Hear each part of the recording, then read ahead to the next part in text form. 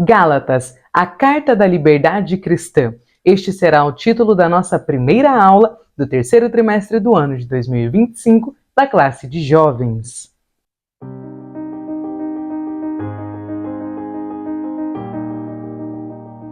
A paz do Senhor, querido aluno e professor da Escola Bíblica Dominical. Meu nome é Damaris, sou professora da IBD, aqui na congregação em que sirvo ao Senhor na Assembleia de Deus em Curitiba. E hoje eu estou aqui para partilhar com vocês a pré-aula da nossa primeira aula da lição do terceiro trimestre agora do nosso corrente ano. Então o título será A Liberdade em Cristo e nós falaremos a respeito da carta aos Gálatas, vivendo o verdadeiro evangelho conforme a carta de Paulo aos Gálatas. Logo aqui na nossa primeira aula, a aula que nós teremos hoje, que será ministrada aos nossos alunos no próximo domingo, no dia 6 de julho, se assim o Senhor nos permitir, será a respeito então de Gálatas, num contexto geral dessa carta, que é a carta da liberdade cristã.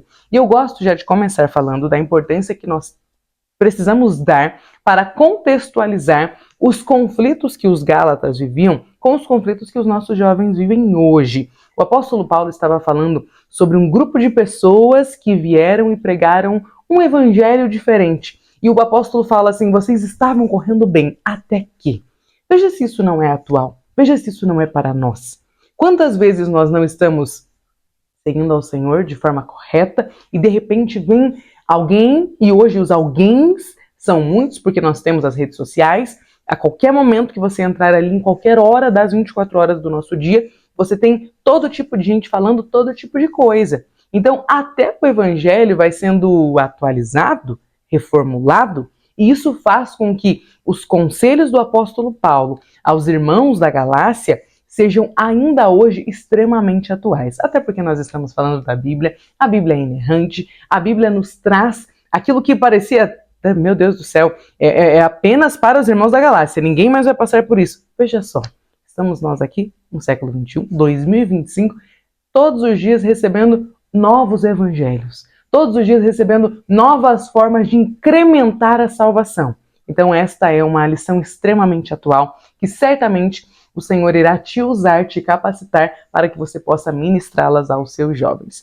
Deixa eu dar apenas um breve contexto, Eu estou aqui voltando a gravar depois de quase 2 anos sem gravar novas aulas, pré-aulas da IBD aqui para o canal. Eu saí porque tinha começado o mestrado, tive algumas questões. Eu fiz um vídeo aqui no finalzinho do ano passado, estava grávida, dizendo de tudo que tinha acontecido e que estava voltando a gravar. E eu já tinha gravado 3 aulas do primeiro trimestre aqui deste ano, mas eu tive um parto complicado, eu e meu bebezinho quase, assim, se não fosse a mão de Deus, se não fosse a vontade do Senhor, não estaríamos nem eu e nem ele aqui, mas quis o Senhor que estivéssemos. Ele vai fazer 6 meses agora no primeiro dia de julho e eu estou voltando agora para as gravações. Então, teremos pré-aulas agora neste terceiro trimestre de 2025 da classe juvenis e da classe de jovens. Bora lá então para o nosso texto principal. Só antes de nós continuarmos aqui, já entrarmos no nosso texto principal, eu quero agradecer a você que continuou aqui, mesmo nos quase 2 anos em que eu não estava postando vídeos novos, as aulas, que vocês continuaram assistindo, continuaram comentando. Quem foi lá no meu direct no Instagram e perguntou o que está acontecendo, quantos de vocês comentaram, me mandaram mensagens, conforme eu ia atualizando ali a situação que nós vivemos. Para quem ainda não me segue, vou deixar o Insta em algum lugar aqui da tela. Você pode me seguir lá, tem um relato do testemunho, enfim, aí você vai estar mais próximo, Vai sabendo as notícias aí em primeira mão. Mas bora lá para nossa aula. Texto principal está lá em Gálatas, capítulo 2, versículo 16. Sabendo que o homem não é justificado pelas obras da lei, mas pela fé em Jesus Cristo. Temos também crido em Jesus Cristo para sermos justificados pela fé em Cristo. No resumo da lição, a carta aos Gálatas é uma exposição da salvação pela fé em contraste com a salvação pelas obras. Temos a leitura semanal aqui, uma sequência. Caso você tenha aí um grupo, esteja mais próximo dos seus jovens, vale a pena enviar a leitura aí da semana para que eles façam essa leitura e para que eles cheguem na aula de domingo sabendo sobre o que será a lição e tendo o que perguntar, para que a aula não seja um monólogo, mas para que seja um diálogo, para que eles tenham dúvidas e que você, professor, possa responder essas dúvidas. Então, o ideal é que eles... Um minuto, que está passando aqui um caminhão. Espero que não tenha vazado o som, mas vamos... O ideal é que as nossas aulas não sejam assim, o jovem chega lá domingo de manhã cansado, abrindo a boca de sono, e fala, nossa, que aula que é hoje? E aí pega a lição ali. A ideia é que eles estudem, é que eles saibam do que está sendo falado, para que, de fato, nós tenhamos uma aula produtiva. Então, se você está ali iniciando o seu trabalho como professor, ou se você é o líder também dos jovens da sua congregação, tente estar mais próximo dos seus jovens e levá-los ao estudo da palavra. Então, talvez compartilhar ali a leitura semanal seja uma forma de fazer com que eles entendam pelo menos sobre qual livro da Bíblia nós estamos estudando, para que assim nós tenhamos aulas mais produtivas. Professor, não se esqueça de, sempre que iniciar um trimestre, apresentar ao Senhor esta nova revista, este novo trimestre, este novo tema sobre o qual você vai falar, e apresentar os seus alunos ao Senhor. Coloque os nomes deles, ore por eles, incentive-os ao estudo. Nós sabemos que se tem algo que o inimigo tem lutado assim, de forma insistente para que nós não consigamos estudar a palavra, porque sempre que nós nos debruçamos aos pés de Cristo e estudamos a palavra dele e nos alimentamos da Bíblia Sagrada, nós somos cristãos mais fortes, a nossa fé fica mais fortalecida. E nos tempos que nós estamos vivendo, de tamanha secularização, se tem algo que o inimigo tem conseguido fazer, é nos afastar da palavra. Então, muito da secularização que nós temos aí nos nossos dias é fruto dessa falta de fome pela palavra de Deus. Então, que o Senhor nos ajude, que o Senhor nos capacite para que nós consigamos, pelo menos, fazer com que os nossos jovens tenham um gostinho da palavra, que no meio da correria do dia a dia, que no meio, das horas que eles passam ali rolando feed, vendo a For You do TikTok, que eles possam ter uma pausa e olhar para a lição, refletir na lição e estudar a carta aos Gálatas, para que nós juntos possamos, então, fortalecer mais a nossa fé no Senhor e sermos lembrados de que a nossa salvação não é pelas obras, mas é por causa do sacrifício de Cristo na cruz. Amém? Vamos, então, para nós... Aqui, temos uma interação, temos aqui a orientação pedagógica, mas eu gosto sempre de ler com vocês os objetivos. Por quê? Cada um dos tópicos, eles correspondem a um dos objetivos. E eu sei que às vezes, ali na correria da aula, às vezes nós acabamos falando muito sobre um dos pontos, deixando um ponto para trás. Então, quando nós temos os objetivos bem claros, os objetivos da nossa aula bem estabelecidos, nós conseguimos nos ater melhor aos objetivos e assim eu acho que fica mais fácil planejar a nossa aula e nos orientarmos enquanto nós estamos ali falando e ministrando a aula aos nossos alunos. Então, primeiro objetivo, entender o panorama geral da carta aos Gálatas. Então, aquela ideia, onde estavam os Gálatas? Quem eram estes destinatários? Qual foi a data que foi escrita? Quem é o autor desta carta? Aquela base inicial, o panorama da carta, para que a gente saiba quem, onde, quando. Quem está falando, para quem está falando, onde está falando, quando está falando. Isso é extremamente importante para que a gente entenda ali o objetivo da carta aos Gálatas. Então, panorama geral, primeiro objetivo. Segundo, compreender o contexto histórico em que a carta foi escrita. Terceiro objetivo, refletir a respeito dos ensinamentos da carta aos Gálatas para os nossos dias. O nosso texto bíblico se encontra lá em Gálatas, no primeiro capítulo, dos versículos 1 ao 5. A introdução vai trazer ali um contexto do que nós estudaremos ao longo do trimestre e nós já vamos direto para o nosso primeiro ponto, a carta aos Gálatas, e o nosso primeiro subponto, o contexto.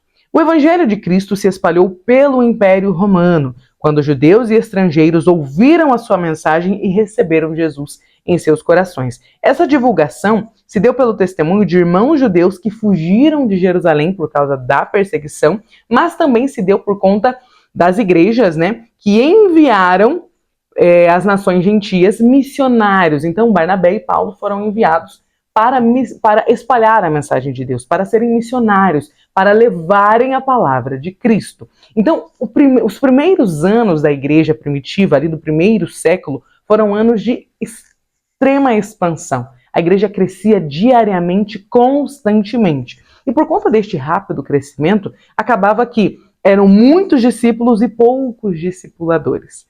Nós sabemos que quando há muitos a serem discipulados e poucos para discipular essa multidão, acaba que vão surgir heresias. Porque ali o contexto eram poucos apóstolos, eram poucos que tinham andado com Cristo, eram poucos que tinham entendido que o cristianismo não era uma continuação do judaísmo, que o cristianismo não era um judaísmo 2.0. O cristianismo era, de fato, uma nova forma de não só enxergar o mundo, porque o cristianismo é diferente do judaísmo, mas o cristianismo tinha a ver com o sacrifício de Cristo na cruz. A lei tinha ficado na dispensação antiga. Não se chegava mais até Deus daquela forma. Tanto que o próprio Jesus vai dizer: eu sou o caminho, a verdade e a vida. Ninguém vai ir ao Pai se não for por mim. Antes de Cristo se ia ao Pai através do cumprimento da lei. Quando Jesus vem, ele é o último homem da lei e o primeiro homem da graça. Então Jesus cumpre a lei e isso faz com que os judeus se questionem: poxa, mas se Jesus cumpriu a lei, por que é que nós não vamos cumprir? E aí lá vem todos os ensinamentos que o apóstolo Paulo e os primeiros apóstolos da igreja vão trazer para que seja entendido que o cristianismo não era um judaísmo estendido, era uma nova religião. Jesus tinha fundado a sua igreja e ela não era a continuação do judaísmo, era algo totalmente novo.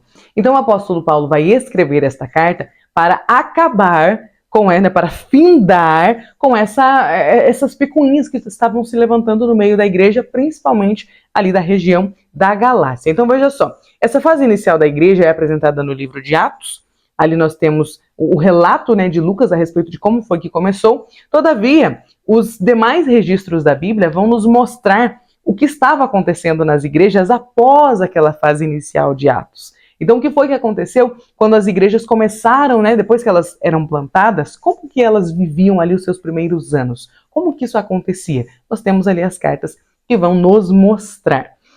Muitos gentios se tornaram cristãos. E com o aumento deles entrando na igreja, crendo que a salvação prometida por Cristo vinha pela fé, surgiu um choque cultural. Porque a igreja era preenchida de muitos judeus que tinham se convertido a Cristo, que estavam agora crendo em Jesus. Todavia, eles eram judeus. Todavia, a maior parte da vida deles, eles tinham chegado até Deus por meio do cumprimento da lei. Então, para eles, era de fato uma nova forma de crer, e isso fazia com que eles pensassem: não, eu vou continuar judeu e eu também creio em Cristo. Só que, se eles crescem, apenas eles crescem assim, estava tudo bem. Mas eles não só criam assim, eles queriam impor o judaísmo, que era a vida deles, porque eles eram judeus, àqueles que eram gentios, que eram estrangeiros, que não eram judeus, que tinham encontrado a Cristo depois de terem, talvez, de terem vivido uma fé em muitos deuses, talvez de terem crido na ciência, talvez de terem crido na filosofia da época, porque eram estrangeiros de todas as regiões. Então eles vinham de serem pagãos, de serem politeístas, ou vinham de não crerem em nada. Porque lembra que antes de Cristo, nós temos ali o surgimento da filosofia na Grécia, quando a Grécia dominou o mundo. Muito daquela filosofia era uma filosofia teísta, era uma filosofia que não cria em Deus. Então existiam ali, a igreja se tornou uma igreja plural. Ali tinham pessoas que vinham de vários contextos. E de repente elas tinham um choque com os judeus, que falavam: não é assim. Você tem aqui vários rituais a serem cumpridos. Não é assim: eu vim lá da Grécia, criei em Jesus, deixei o meu panteão de deuses para trás e agora estou aqui crendo. Os judeus falavam: não é assim. Este grupo foi chamado de judaizantes porque é claro que nem todos os judeus pensavam assim. O próprio apóstolo Paulo era um judeu que pensava diferente. Continuando, veja só. Este choque cultural, né, fez com que aquele grupo passasse a ensinar que a salvação dependia, então, também da lei de Moisés, do cumprimento dela. Gente, Jesus era judeu e isso é um choque para muita gente, né? O fato de que Jesus cumpriu a lei, mas findou-se nele. O sacrifício dele na cruz, o véu do templo sendo rasgado de cima a baixo é muito simbólico. E ele demonstra exatamente isso. Não é mais através daqueles sacrifícios antigos que vocês encontrarão a Deus. O caminho agora é o Filho. Se aceita o Filho, se crê no sacrifício que o Filho fez para que você chegue ao Pai. E este era um entendimento muito difícil de ser colocado ali nos miolinhos, colocado na caixola dos judaizantes. E assim, eu sei que o nosso primeiro instinto é dizer: poxa vida, que absurdo. Mas pensa só, você cresceu naquele ambiente, você viveu cumprindo a lei, a rigor, para chegar a Deus. E de repente é de uma outra forma. Imagina você, aqueles judaizantes, né, que eles cumpriram a lei e aí chegavam outras pessoas de outras regiões que não tinham cumprido nada, que viviam de uma forma totalmente desregrada, E eles também encontravam a Deus assim só porque creram? Então, para eles, de fato, era uma mudança de mente, era um choque cultural que demorou para que eles conseguissem se livrar deste fermento antigo. Então, continuando, esse grupo é denominado de judaizantes e, como veremos, eles deram trabalho por onde eles passaram. Segundo subtópico, o autor. Paulo é o autor, né, da carta aos Gálatas, ele se identifica como tal logo no primeiro versículo e não dá margem para aquela brecha, né? Quem será que escreveu Gálatas? Paulo se identifica ali, dizendo que foi ele. Como veremos no decorrer das lições, a autoridade apostólica do apóstolo Paulo foi questionada por um grupo de judeus, e foi por isso que ele escreveu, né, o seu nome ali de forma para identificar aos seus leitores quem era ele e evidenciando que ele era de fato um apóstolo. O apóstolo Paulo precisou defender o seu apostolado, porque alguns judeus falavam, ele não era um dos 12. Ele não andou com Jesus. Então ele não deveria, inclusive, nem estar ensinando vocês. Então é por isso que o apóstolo Paulo vai precisar defender o seu apostolado e nós veremos isso daqui para frente. Quanto à data, né, aqui já nos diz que muito provavelmente este documento teve a sua escrita entre os anos 48 e 51 da nossa era. Então, muito provavelmente entre 48 e 51 DC, né? Depois de Cristo. O motivo da carta. Qual foi a razão? Sempre que alguém gasta tempo escrevendo um documento, ainda mais na antiguidade, era muito caro escrever uma carta naquela época. Não só era muito caro escrever, como era muito caro enviar esta carta. Lembrando que não existia o mundo que nós temos hoje, era outro mundo o que o apóstolo Paulo estava. Então, enviar uma carta para uma região distante envolvia um valor, envolvia ali um gasto. Então, era necessário um motivo muito forte para alguém enviar uma carta. E o motivo do apóstolo Paulo é o seguinte: a carta aos Gálatas foi escrita com o objetivo de alertar, olha só, de alertar aqueles crentes acerca do perigo que eles estavam correndo por acrescentar a mensagem do evangelho à prática da lei de Moisés. Então veja só, eles estavam aumentando a lei do Senhor. Crer no Senhor era simples até então. Era necessário crer, nascer de novo, ser batizado e passar a frequentar ali a igreja do Senhor. Naquela, muito provavelmente, a igreja na qual você tinha encontrado a mensagem de Cristo. Só que com o adicional da lei de Moisés, a coisa mudava de figura. Os homens, por exemplo, precisavam ser circuncidados.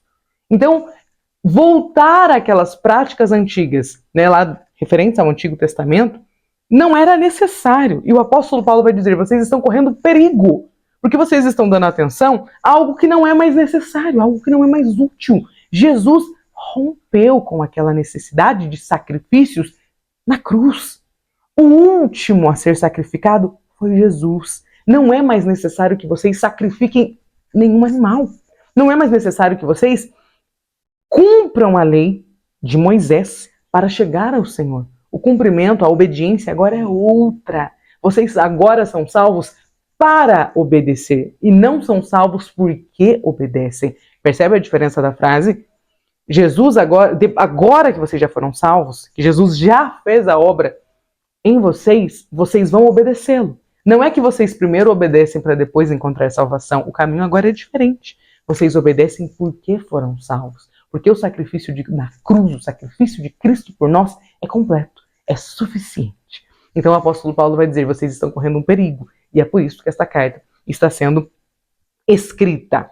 Continuando então, veja que nós devemos nos lembrar que no primeiro século havia circulado pelas igrejas pessoas que introduziram doutrinas diferentes das que eram ensinadas pelos apóstolos e que por isso as igrejas precisavam ser lembradas do verdadeiro evangelho. O apóstolo Paulo plantava as igrejas e ele precisava se retirar para voltar a alguma outra igreja que ele já tinha plantado ou para plantar uma igreja nova. Então, às vezes, a pessoa que ficava lá, o pastor que ficava cuidando da igreja, ele precisava lidar com as contendas e as picuinhas que os grupos levavam. Porque como a perseguição, nestes anos iniciais da igreja, a perseguição era muito real, acabava que eles ficavam mudando muito de região para região. E isso fazia com que as pessoas que saíam de Jerusalém levassem uma mensagem diferente para a Galácia. Para a região ali das igrejas da Galácia, que são, né, as igrejas que vão receber esta carta de Paulo. Então, este grupo de pessoas que circulavam eram justamente pessoas que... E veja só, nós não vamos conseguir julgar a questão do coração, né? É só o Senhor que consegue julgar isso, mas muitos deles talvez não estavam nem fazendo aquilo por pura maldade, mas era porque eles estavam tão acostumados com aquela velha prática, eles não conseguiam abrir mão disso. Nós vemos a dificuldade que foi para o apóstolo Pedro pregar para um gentio. O Senhor precisou primeiro mostrar a ele um sonho. De fato, houve uma dificuldade para os judeus no começo da igreja, para que eles entendessem que não era mais necessário o cumprimento da lei. Tinha passado. Era uma nova dispensação. Cristo tinha inaugurado uma nova dispensação. Então isso era muito difícil de eles compreenderem. Isso fazia com que eles pregassem algo diferente. E o apóstolo Paulo vai dizer, isso é um outro evangelho, vocês não precisam mais estar apegado a ele. Continuando. Deus usa o apóstolo Paulo, um homem de formação intelectual farisaica. Eu acho muito importante que o Senhor trabalha de uma forma linda e maravilhosa, óbvio, porque é Deus, que Paulo, que é ele mesmo vai dizer, né, apóstolo dos gentios, o Senhor me denominou para isso, ele era um fariseu. A mente de Paulo tinha sido projetada como fariseu, ele pensava como fariseu. Você certamente já leu ali as conversas, os diálogos de Jesus com os fariseus. Paulo não pensava diferente deles. A primeira vez que o apóstolo Paulo é mencionado na Bíblia, ele está segurando as roupas para que os seus companheiros apedrejem Estevão. Ou seja, Paulo estava fazendo o quê? Assistindo o cumprimento da lei. Estava cumprindo a lei. Ele era um fariseu. Ainda assim, quando o Senhor o salvou, o intelecto de Paulo, farisaico, foi modificado, ele foi transformado de forma completa e ele conseguiu compreender que quando ele creu em Cristo e quando o Senhor o derrubou do cavalo no caminho de Damasco, a mente farisaica dele teve que se humilhar e dar espaço para uma mente diferente. Uma mente que não cria mais nas obras, que não cria mais no cumprimento da lei de Moisés. Logo Paulo, ele mesmo fala, né, que se tinha alguém que cumpriu a lei foi ele, circuncidado no 8º dia, cumpria a lei todinha. Ainda assim, tive tudo aquilo por perca. Deixei para trás, ficou. E lá está o apóstolo sendo usado pelo Senhor para ensinar, não só aquela igreja, mas para ensinar aqueles que estavam lá no meio, judaizantes, para dizer a eles, ei, eu era um fariseu. Ainda assim o Senhor me salvou e quando Ele me salvou eu fui transformado. Amém? Então aqui, a partir desse ponto, nós trataremos a palavra circuncisão como sinônimo da guarda da lei de Moisés. Então, quando a Bíblia fala, né, sobre a questão da circuncisão no Novo Testamento, muitas vezes a palavra circuncisão está se referindo à guarda da lei de Moisés, à guarda da lei, à guarda do Antigo Testamento, de tudo que foi ministrado lá. Por isso é importante, né, nós entendermos, e existe um ponto que vale a pena ser mencionado, que hoje não se defende mais a guarda da lei, pelo menos não se deveria, né? Eu espero que não tenha nenhum judaizante aí pelo meio, né? Que vocês não tenham encontrado com nenhum judaizante, porque isso já deveria ter sido vencido. Mas quantos de nós não somos legalistas, né? Quantos de nós não achamos que só merecemos o amor de Deus se nós fizermos isso, isso, isso e isso? Isso é legalismo. Nós não fomos salvos por Cristo para ficarmos fazendo uma lista imensa do que é que nós deveríamos para alcançar o amor de Deus. O amor de Cristo já foi provado por nós na cruz quando nós ainda éramos pecadores, quando nós ainda éramos devedores. Quando o Senhor nos alcança, não é por conta dos nossos méritos, é porque o sacrifício já foi pago, está consumado. Foi o que Jesus disse. Então, caso você seja um legalista, alguém que está ali ticando na sua listinha de coisas, hoje eu já orei 15 minutos, hoje o Senhor está me amando mais. Hoje eu já li hoje eu já li uma carta inteira do Novo Testamento. Estudei a Bíblia de forma aplicada. Nesta semana eu jejuei 3 dias. Jesus não te salvou para isso. Não é a sua capacidade de jejuar 5 dias seguidos que faz com que o Senhor te ame mais. O amor do Senhor não está ali num processo de... Sabe aquela barrinha de crescimento que a gente via em desenhos, em séries, coisa de criança geralmente, você assiste que tem uma barrinha de energia e a barrinha vai acabando? O amor de Jesus não é mensurado por uma barrinha de energia que vai acabando porque você está... Eu estou desobedecendo, o amor de Jesus está diminuindo. Não é assim. Quem é pai, quem é mãe que está aí me assistindo, sabe que o seu filho pode fazer o que for. Ele pode te desobedecer o dia inteirinho. Você não ama menos. Não ama menos. Nós não amamos mais ou menos os nossos filhos quando eles nos obedecem ou não. Você fica triste porque o seu filho desobedeceu. Às vezes a minha filha faz coisas que eu tenho uma filhinha de 4 anos e um bebê que vai fazer 6 meses, né? E às vezes a minha filha de 4 anos, ela faz coisas que eu olho e fico pensando, meu Deus. A consciência de que a minha filha é uma pecadora muitas vezes me choca. Porque eu amo tanto ela que saber que ela peca às vezes me deixa triste. Porque eu falo, por mais que eu a ensine, por mais que eu a corrija, por mais que eu fale 40 vezes no mesmo dia, não faça assim, muitas vezes ela vai fazer. Porque ela foi formada em pecado. Nós todos fomos formados em pecado. Então, achar que o amor do Senhor só vai nos alcançar quando nós ticarmos uma lista imensa, sabe, de sacrifícios, é um pensamento legalista. Por que eu estou falando isso? Porque às vezes você ouve falar dos judaizantes e você pensa, nossa, o que isso tem a ver com a gente? O nome mudou. Talvez você não olhe para o seu irmão e olhe logo para a lei de Moisés e fala que absurdo, não guarda o sábado. Talvez você olhe para ele e fala, que absurdo! Onde já se viu uma coisa dessas? Usar uma calça? Usar uma joia? Sabe aquelas coisinhas que de lugar para lugar, de igreja para igreja muda? Sabe? Aqueles detalhes que não alteram na salvação de ninguém, que não alteram na modéstia de ninguém, porque uma coisa é você estar imodesto, outra coisa é você estar vestido de forma diferente ao que você considera correto. Sabe, às vezes nós olhamos para a internet, para os movimentos de feminilidade bíblica que existem, e nós vemos lá aquelas meninas lindas com vestido lá embaixo no pé, e eu não estou criticando, porque se você me encontrar em algum lugar, provavelmente eu estarei com o vestido lá no pé, porque eu gosto de me vestir assim.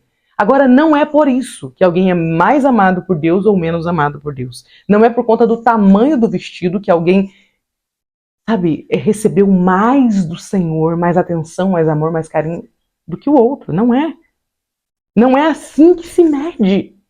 Então vale a pena você abrir um parênteses na sua aula e contextualizar para os seus jovens que hoje nós não estamos sofrendo com os judaizantes, mas nós ainda estamos sofrendo com os legalistas. E talvez o legalista seja você.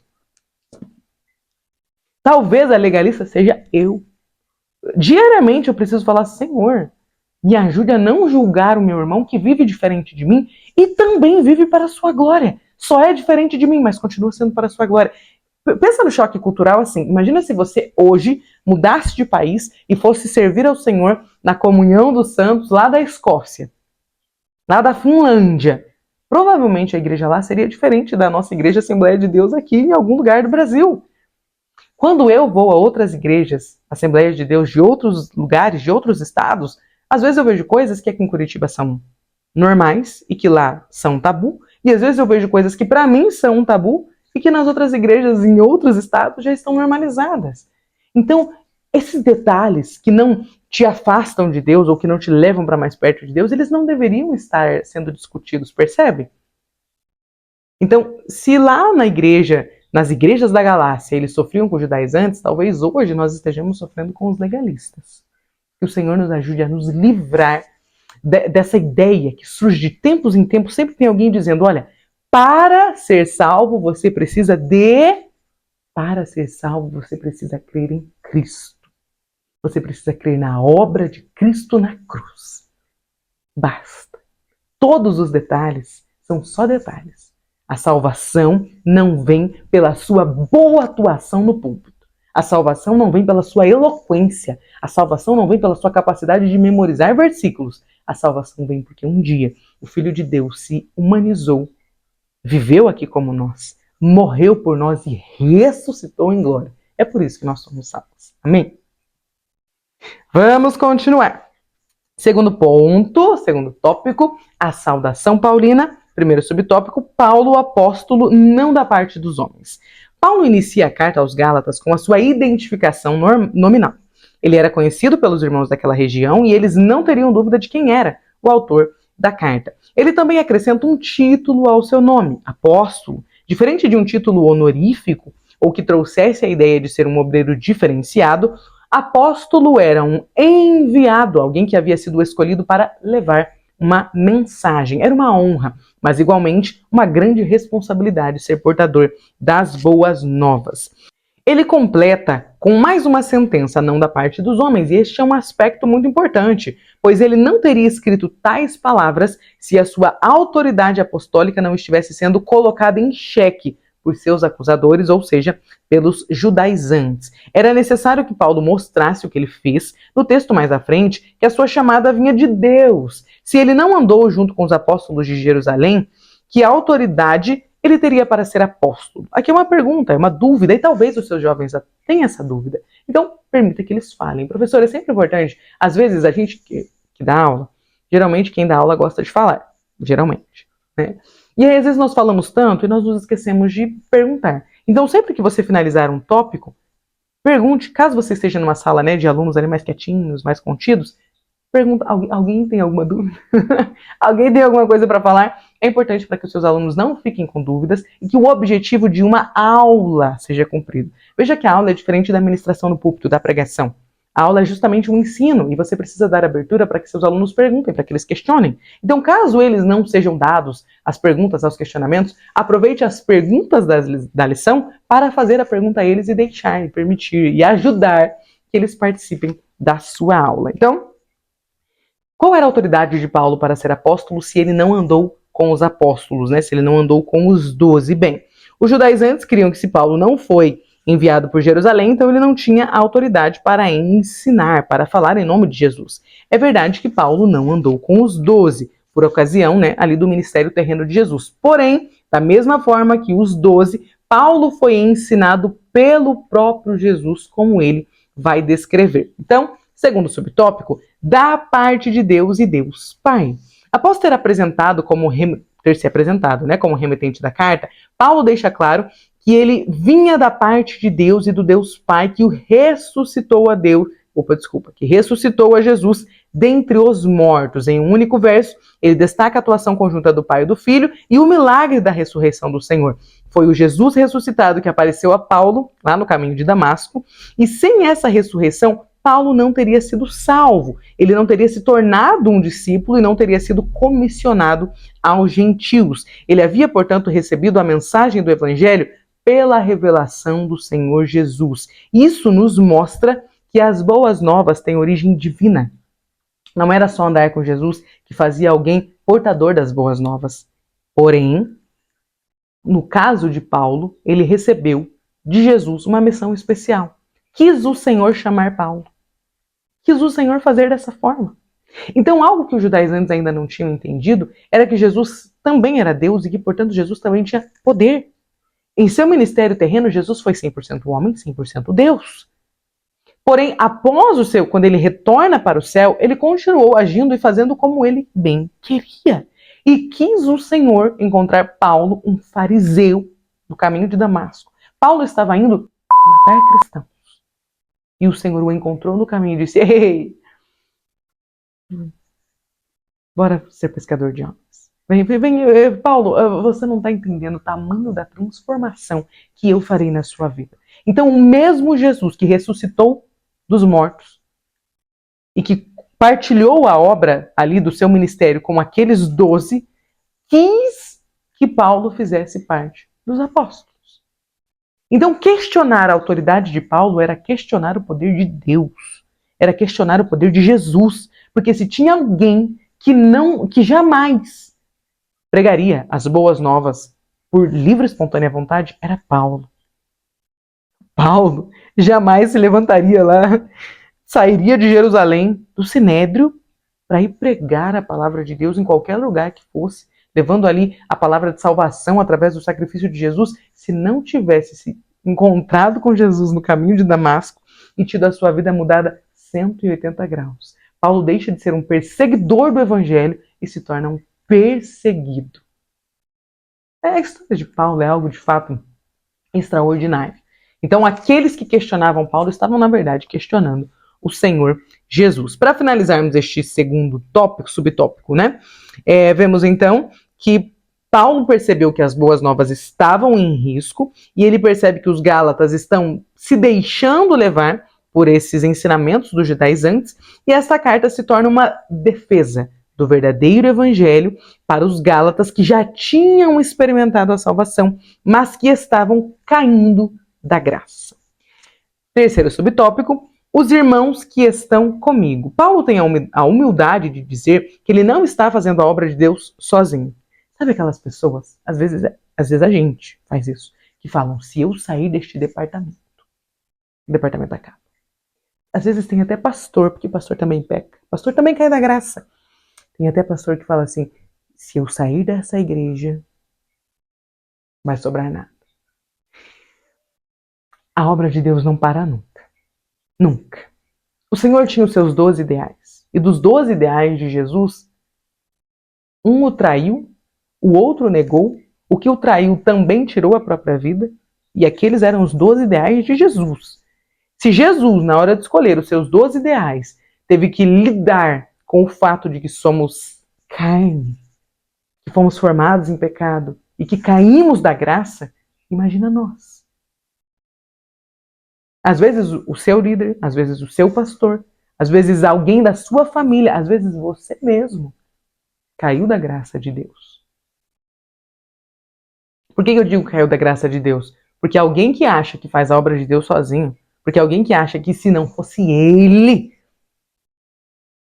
Irmãos, Paulo não teve,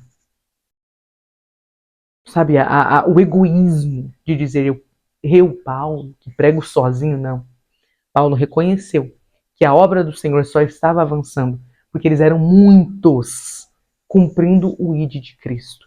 É assim hoje também. A obra de Deus avança, a igreja avança quando muitos estão cumprindo o ID de Jesus. Nós temos vários exemplos na Bíblia de que sempre quando você acha que você está sozinho, o Senhor sempre tem os seus remanescentes. Nunca ache que você é o último a fazer a obra do Senhor. Não é. Talvez possa ser até na sua família o último. Talvez você seja o único da sua igreja, da sua pequena congregação. Mas você não é o único no mundo cumprindo o ID de Cristo. Porque o Senhor sempre tem os seus remanescentes. Amém? Então Paulo vai dizer que eles... É importante aprender, né? Paulo vai falar exatamente isso aos Gálatas. Nós fazemos melhor a obra de Deus quando fazemos em conjunto. Nenhuma parte do corpo é mais importante do que a outra. A orelha não é mais importante do que o nariz. E os olhos não são mais importantes do que os joelhos, apesar deles estarem em cima. Nossa, todo mundo vê os olhos e nem todo mundo vê os joelhos. Não importa.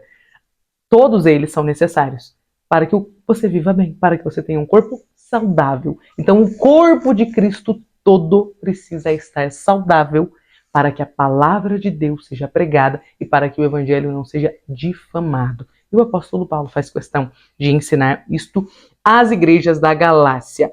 Quarto subtópico, os destinatários. Então, os destinatários desta carta eram os irmãos das igrejas da Galácia. Observe que este documento não era para uma única igreja, como foram as cartas aos Romanos, aos Coríntios, aos Efésios, cujos destinatários, como se entende, pertenciam a uma igreja localizada em uma única região. Os Gálatas pertenciam a um grupo de igrejas que fazem parte ali, Derbe, Listra, Icônio, são estas regiões, acredita-se, né? É importante nós entendermos que nós temos aqui os subsídios, tanto tem esse subsídio aqui, o primeiro, né, aqui da lição, entre o ponto 1 e o 2, e nós temos também o subsídio 2 entre o ponto 2 e o ponto 3. É importante para você que está começando agora a ministrar aulas, que talvez não tenha livros que te ajudem a entender melhor a respeito de Gálatas, a lição aqui de professor, ela tem subsídios que são muito importantes, caso você tenha alguma dúvida, caso você não tenha uma bíblia de estudo e, portanto, não tenha ali um pano de fundo, leia os subsídios que eles são importantes. Terceiro ponto, a mensagem para os nossos dias. Então agora nós vamos aqui contextualizando, lembra que nós lemos os objetivos da lição? Então, terceiro objetivo, refletir a respeito dos ensinos da carta de Gálatas para os nossos dias. Chegamos neste objetivo. Primeiro subponto, a importância da liberdade. A carta aos Gálatas, ela defende a liberdade cristã, mas que liberdade é essa? É a liberdade de uma vida de santidade, é a liberdade de comunhão com Deus e acesso livre à presença dele, é a certeza de que não precisamos seguir as obras da lei para sermos salvos, pois somos salvos pela fé em Jesus. Os Gálatas haviam recebido o evangelho pela fé, mas estavam sendo ensinados que a salvação dependia do cumprimento dos costumes judaicos. Isso era ultrapassado. Como eu falei agora há pouco a respeito do legalismo. Nós temos hoje, né, os nossos grupos de judaizantes. Toda igreja tem. Como eu falei, não só toda igreja tem, às vezes nós somos legalistas. E temos a dificuldade de crer que o sacrifício de Cristo todo já está pronto.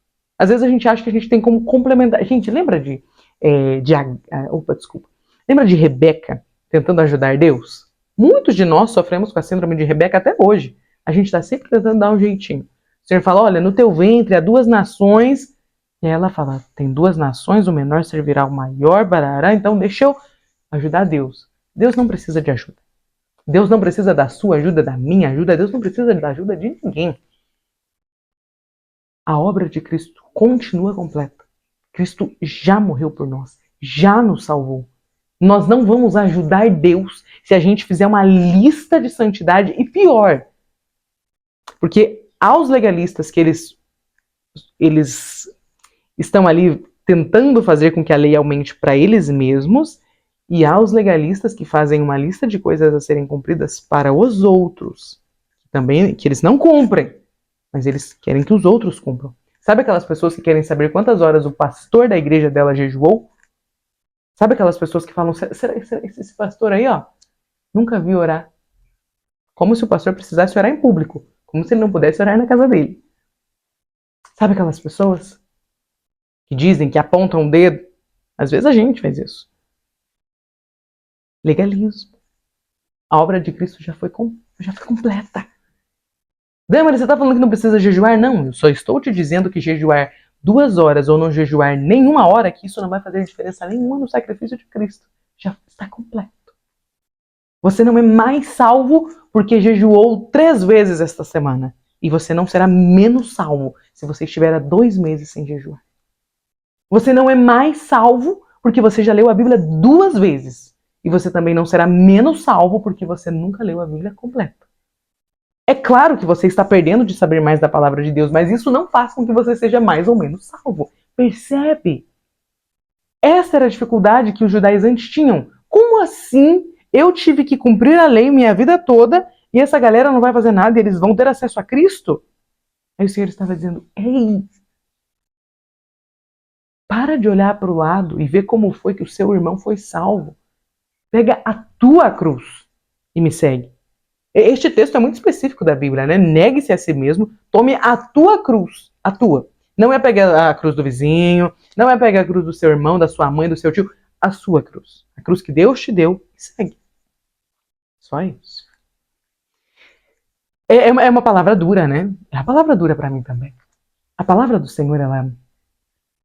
É claro que, às vezes, nós estamos ouvindo uma palavra e aquilo o Senhor já trabalhou em nós. Às vezes a obra do Senhor já está completa naquele ponto na minha vida. Mas às vezes a gente, né, ouve umas palavras que faz com que a gente perceba a necessidade de alguns ajustes.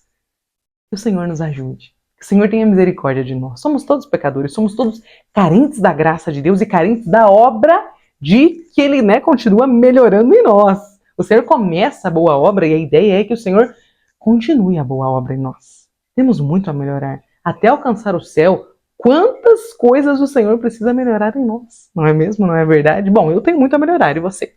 Até caiu aqui a borracha.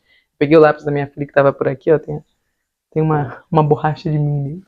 Continuando aqui, nosso segundo subtópico. Nossa salvação não depende de nossas obras. É o que nós estamos falando. Nenhuma prática que venhamos a fazer tem a capacidade de trazer a salvação ofertada por Deus em Jesus ou perdão dos nossos pecados. Gente, nós não somos tão bons assim. Nós não somos tão bons a ponto de que nós possamos melhorar o sacrifício de Cristo. Não acrescentar a obra de Cristo. Não, nada disso é necessário. O sacrifício de Cristo não precisa ser complementado. Nós não temos essa capacidade. E é o que eu falei agora há pouco. Grava isso para você. Jesus te salvou para que você o obedeça. Jesus não te salvou porque você já o obedecia. Não. Eu sempre obedeci, eu sempre cumpri. Aí Jesus veio e me salvou. Não. Jesus te salvou para que você o obedeça. Jesus não te salvou porque você jejuava, ele te salvou para que você queira jejuar e esteja mais próximo dele. Percebe a diferença? Percebe?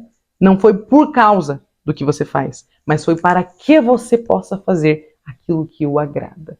Não foi porque você já o agradava antes, você não era capaz de o agradar antes. Mas foi para que você agora, que nasceu de novo, possa o agradar. Amém? Nosso último subtópico, os judaizantes. Paulo desejava mostrar na carta aos Gálatas que o sacrifício de Jesus foi único, perfeito e suficiente para a nossa salvação. Isso foi necessário porque havia o grupo dos que não andavam bem e diretamente conforme a verdade do Evangelho e que desejavam impor os costumes dos judeus sobre os gentios. Costumes esses que nem mesmo o apóstolo Pedro parecia mais observar. É só a primeira aula. Então nós teremos aí outras 12 aulas para nos aprofundarmos a respeito da carta aos Gálatas. Eu desejo que o Senhor te abençoe na ministração da aula neste domingo. E eu peço a você que você ore ao Senhor. E assim, sempre que eu trago aqui a pré-aula, eu gosto de falar, e o Senhor, enfim, me traz pontos que saltam aos meus olhos muito da minha vivência, da minha realidade. Mas eu desejo que o Senhor te mostre qual é a vivência e qual é a necessidade da sua turma. Talvez a sua turma não seja uma turma na qual seja necessário falar sobre legalismo. Para mim é necessário falar sobre legalismo. Para a minha vida. E eu tenho visto esta necessidade nas turmas em que tenho ministrado ao Senhor. Então, ore ao Senhor e peça a direção dele para que você possa ministrar a aula de acordo com a necessidade dos seus alunos. Os meus alunos são diferentes dos seus. Então, apresente os seus ao Senhor e fala, Senhor, como é que esta aula vai ser melhor aplicada para os meus alunos aqui da minha igreja, aqui da minha congregação? Peça ao Senhor e ele te atenderá. Desejo que o Senhor te capacite, que ele te abençoe e que ele te use para que os seus alunos possam, ao final desta aula, serem lembrados de que o sacrifício de Cristo foi completo por nós. Que nós não fazemos nada que aumente este sacrifício. É claro que nós podemos agradar mais ou menos a Deus. Agora, ser mais salvo ou menos salvo, não, isso não é possível. Que o Senhor nos ajude, que o Senhor nos abençoe. Se você chegou até aqui, deixa o seu like, me conta aqui nos comentários de onde você é, me conta se você já estava aqui antes, se você chegou agora, enfim. Me ajude aí, deixando seu like, deixando seu comentário e até a próxima aula. Deus abençoe.